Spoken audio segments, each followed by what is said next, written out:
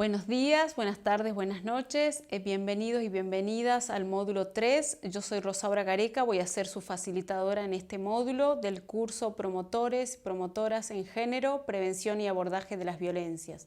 En este módulo veremos las herramientas y el procedimiento a seguir ante situaciones de violencia.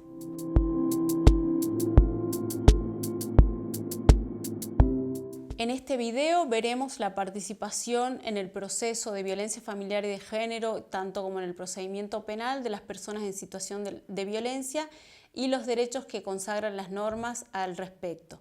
Para ello es necesario que podamos decir que nuestra provincia tiene declarada desde el año 2014 la emergencia social por violencia de género. Se la instauró por un decreto de necesidad y urgencia y que luego se convirtió en ley, y desde el año 2014 tiene sucesivas prórrogas, con la última fue en el año 2018 y con lo cual sigue en vigencia la declaración de la emergencia. Esta declaración de la emergencia ha posibilitado que el gobierno de la provincia de Salta tome una serie de medidas específicas para atender a esta problemática. Recordemos y en la evolución del reconocimiento, desde el año 2006 estaba consagrado la violencia familiar y después en el 2019 con la sanción de la ley 26485 se consagra todas las violencias específicas que sufren las mujeres. Y en el año 2015, en el marco de las acciones, en el marco de la declaración de la emergencia, se sanciona la ley de procedimientos, que es la ley número 7888, que está vigente desde el 22 de septiembre de 2015 y que viene a regular todo el procedimiento a seguir ante situaciones de violencia. Y es aplicable tanto para las situaciones de violencia contra las mujeres, consagradas en la 26485, como de violencia familiar, consagrada desde 2006, en la ley 7403 de violencia familiar.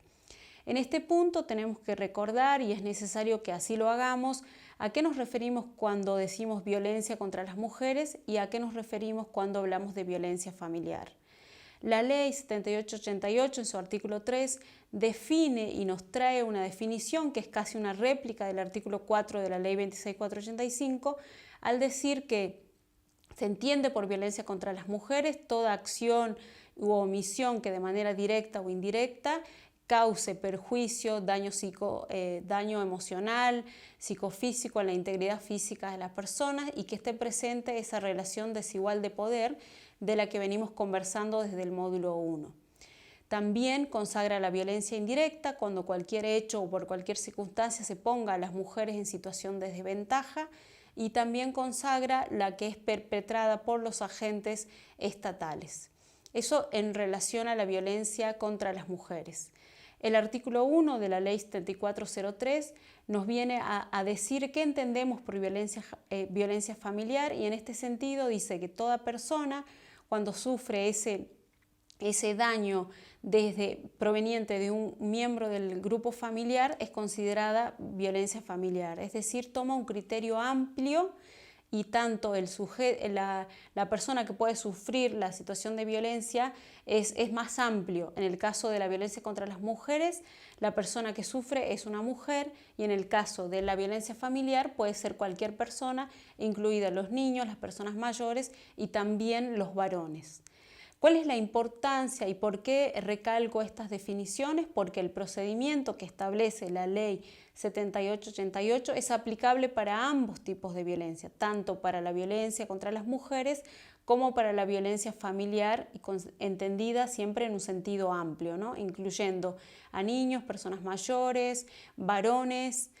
Es decir, esta ley consagra este procedimiento aplicable para ambas. Lo que yo les vaya a decir de ahora en adelante es aplicable tanto para la violencia contra las mujeres como para la violencia familiar. Los derechos de las personas en situación de violencia están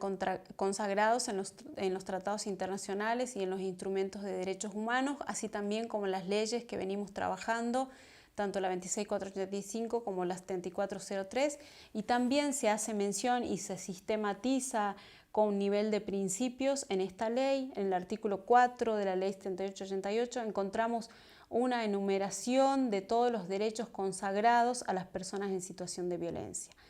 Entre esa enumeración podemos tener un trato digno que tienen que dispensar las autoridades cuando la persona en situación de violencia recurra a los servicios estatales. Tiene derecho a ser oída durante el proceso y que su opinión sea tenida en cuenta. Tiene derecho a que su integridad psicofísica sea protegida integralmente. Tiene derecho a la intimidad y tiene derecho a ser informada de todo el procedimiento. Estos derechos están consagrados como principios en la Ley 7888, pero así también, y en el ámbito penal, recordemos que la violencia familiar de género puede constituir un delito penal. Estamos hablando en estos casos de lesiones leves, y entonces el procedimiento aplicable va a ser distinto a la justicia cautelar especializada en violencia familiar y de género.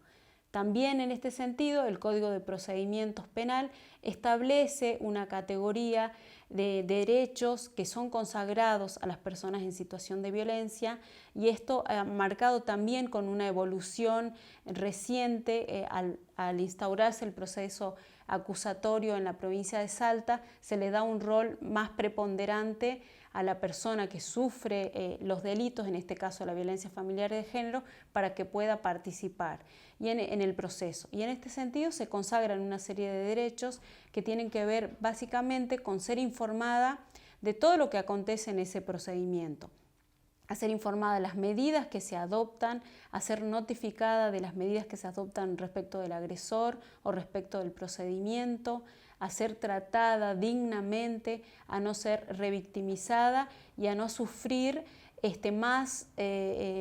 daños en sus derechos de los que ya ha sufrido como consecuencia del acto violento. Otro de los aspectos relevantes que tenemos que tener en cuenta y que tiene que ver también con la declaración de emergencia, porque a partir de allí se instaura la justicia especializada en materia de violencia familiar y de género. ¿Esto qué quiere decir? Por un lado, que se han creado juzgados específicos denominados de violencia familiar y de género para entender todas las situaciones de violencia que no configuren delito. Las situaciones de violencia que configuran delitos interviene también las fiscalías especializadas junto con los juzgados de garantías. Pero se instauró no solamente para la justicia cautelar la violencia familiar y de género, sino también las fiscalías especializadas en violencia familiar y de género y también las defensorías específicas en materia de violencia familiar y de género. ¿Qué se crea y cuál es el aporte de estas instituciones especializadas? Es para abordar de manera más especializada la temática con equipos capacitados y poder aceitar todos los procedimientos de manera de garantizar integralmente el derecho de acceso a la justicia a las personas en situación de violencia. Recordemos que el derecho consagrado a las personas en situación de violencia, que tiene que ver con el acceso a la justicia y el patrocinio legal gratuito, es cumplido por las defensorías de violencia familiar y de género, que tienen la competencia no solamente de asesorar a la persona en situación de violencia, representarla en el proceso tanto judicial como extrajudicialmente, y tanto en el proceso civil o cautelar, el que les decía, y el proceso penal.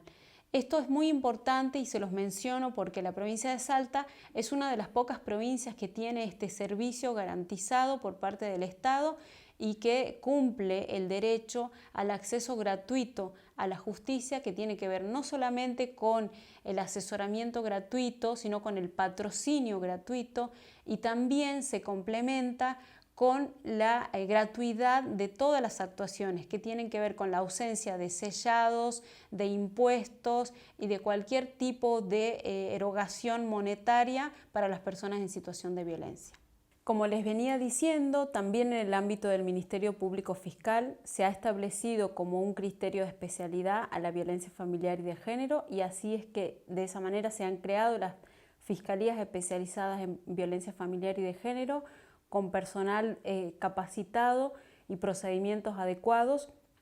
para poder cumplir con la manda del artículo 7 de la Convención de Belém do Pará, que manda a nuestro país poder investigar con la debida diligencia todos los procesos y que se sigan cuando se denuncian las situaciones de violencia familiar y de género.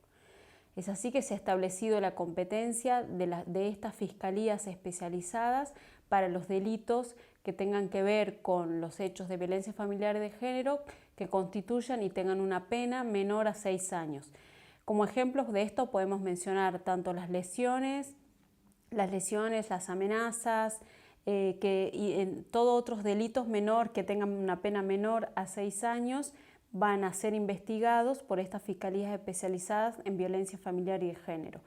Y también en el sistema acusatorio son estas instituciones las que van a llevar adelante ese procedimiento de investigación en una etapa denominada de investigación penal preparatoria, y van a ser controladas como la garantía de la justicia a través de los juzgados de garantías. Entonces, y en resumen, vamos a decir que la violencia familiar y de género puede seguir dos carriles. El carril de la justicia cautelar, que son los juzgados de violencia familiar y de género, que se toman medidas de protección que en los videos siguientes vamos a trabajar. Y también cuando constituye delito, se va a dar intervención a las fiscalías de violencia familiar y de género para que intervengan en la etapa de investigación con el control de los juzgados de garantías.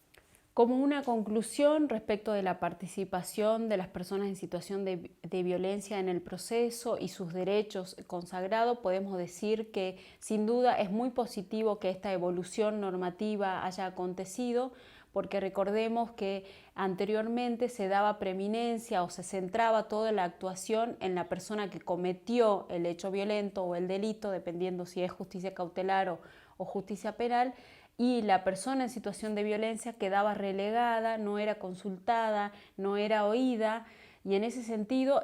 es fundamental este protagonismo que ha adquirido en las normas y en los hechos la participación de las personas en situación de violencia. Por otra parte, también es fundamental la creación de organismos especializados que abordan de manera específica la temática y la problemática, tanto en la justicia como en los juzgados específicos de violencia familiar y de género, como en las fiscalías, en el ámbito del Ministerio Público, pero así también y de manera central la defensa gratuita que proporciona el Ministerio Público de la Defensa a las personas en situación de violencia para permitir que tengan el acceso efectivo a la justicia y que sea eso de manera gratuita.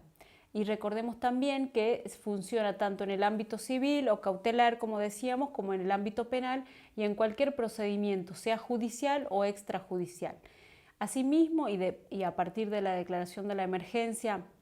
que les mencionaba y que sigue vigente, se han creado otros organismos específicos como los que recepcionan las denuncias, como las oficinas de violencia familiar y de género que dependen del ámbito del Poder Judicial,